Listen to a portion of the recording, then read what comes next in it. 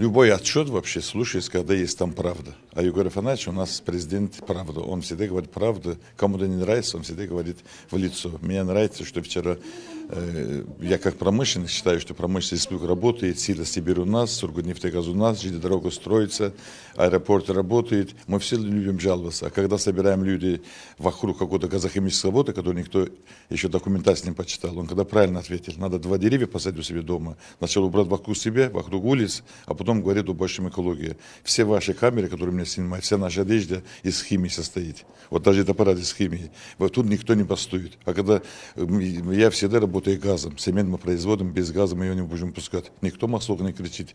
Поэтому, Егор Афанасьевич, отчет, я считаю, что отчет вообще критикую. Год кончился, надо начинать этим годом, будущим думать. А мы отчитываемся через полгода, и еще надаем вопрос, как тот год прошел. В прошлом живем.